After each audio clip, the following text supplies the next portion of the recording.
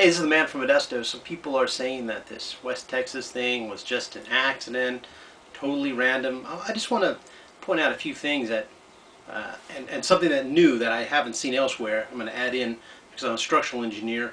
I can see it. I can see something that doesn't make sense to me.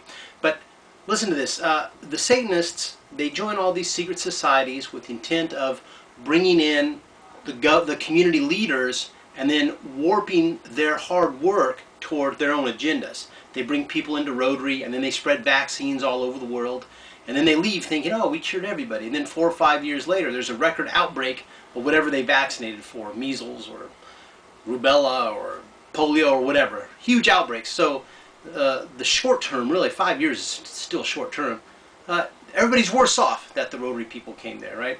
But all these people are working hard, thinking they're doing something good for humanity, and they're really pursuing a satanic agenda. Okay, so these Satanists, they love the number 32. I don't know why. I first learned about this number when I was reading a book written about sorcerers. It was written under the guise of being an anthropological work by a man named Carlos Castaneda. But it was really just sorcery. That's all he was teaching people was witchcraft. But these guys thought that the number 32 had some special significance, and they were aware of it. And they were wary of it, and they like to do things in 32s, right? So the Satanists, they're under the same spirit, and they're using this 32. They love the number 32. They think it gives extra power to whatever they're doing. For example, Obamacare is HR 3200. You can see an article I wrote titled Classical Conditioning in Movies, Mind Control. And I give all kinds of examples of how they put in the numbers 32, 322, and 324 in all kinds of movies. And they use that in a different way. If you look at that article, I explain it very well. And I give a lot of examples of how they work it and how they use it to their advantage. And of course, the basic fact is that they're just superstitious. So this town, West Texas, is at 31.8 degrees latitude, or 32 degrees. So this is one reason why it's selected. Now there are already some videos that show what seems to me to look like something moving fast, causing a fire flame behind it, maybe a missile expelling fuel, burning through the cloud of smoke. Maybe there was some unconsumed flammables in that cloud that burned. I don't know, it seems strange to me that it produced such a huge fire trail behind it. Maybe that's normal, I don't know. But anyway, so then there's a huge explosion right at the same time that happens. Like, what would be the coincidence? That one, there's some strange fire thing that happens in the smoke plume, right? I've never seen one of those before. And then two, a giant explosion happens right at the time that that moving fire plume meets with the building. That seems strange to me. But here's the second thing, and this is the thing that I haven't really seen mentioned anywhere else, is that I design containers as part of my work as an engineer for large agricultural and commercial enterprises. These tanks, if you're going to put something in there that the local county authority or the local civic authority thinks might be dangerous in some way, they double line these tanks. They have special material to absorb the fluids that might be in them. All kinds of special pressure relief valves. These things are like specially designed, very expensive. They have to be maintained. You have to hire a company that comes out and inspects it every now and then. It's a big deal to store these hazardous materials.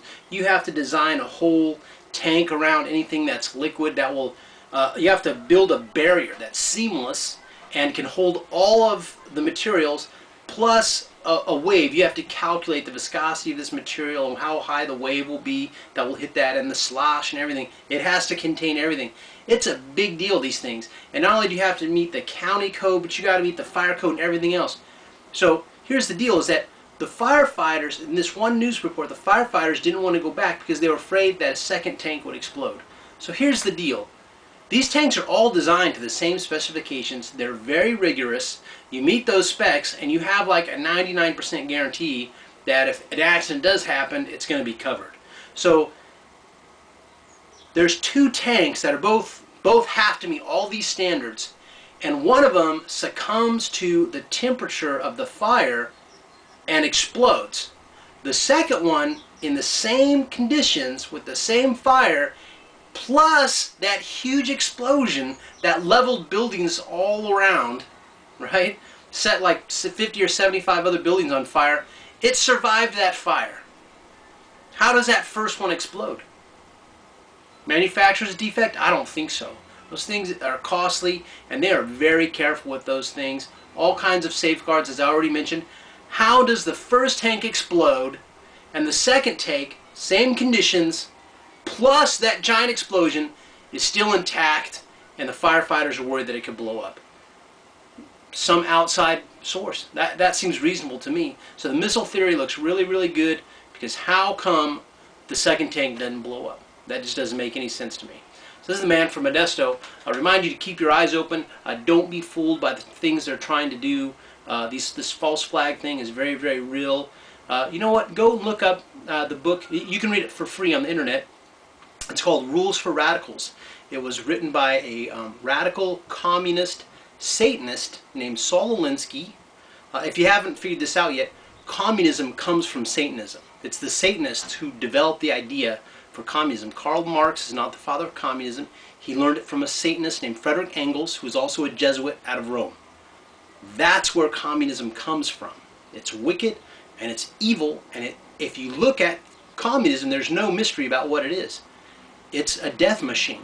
Every time communism comes in, be it Cambodia, China, Russia, right?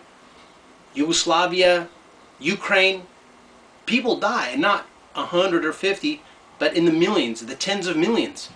It's a vicious, evil spirit. That's what communism is. So you don't want it to come here. That's what they're trying to set up.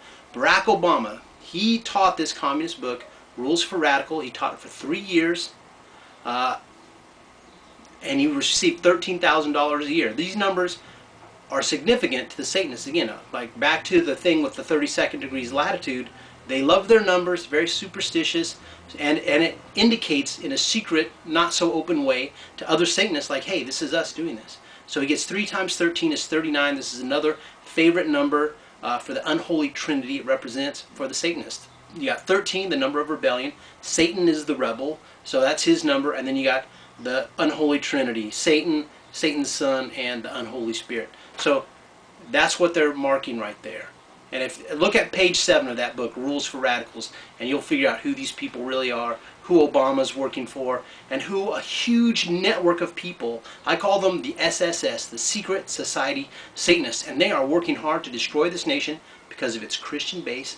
They're working hard to destroy family, and you can look at a lot of things that are going on right now. They're all designed to destroy family because they want to raise children themselves with the express purpose that no one will teach them about Jesus, that no one will teach them about God.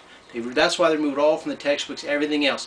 If you've been socialized, indoctrinated, meaning you went to school and now you think that you're better than everyone else and smarter because you believe what someone printed in a textbook, and you've never even met those people who wrote those books. You have no idea what their motivation is, their ulterior motives, but you just believe that, you're really not as smart as you think, so you better check it out. This is the man from Modesto, reminding you as always to pray or be defeated.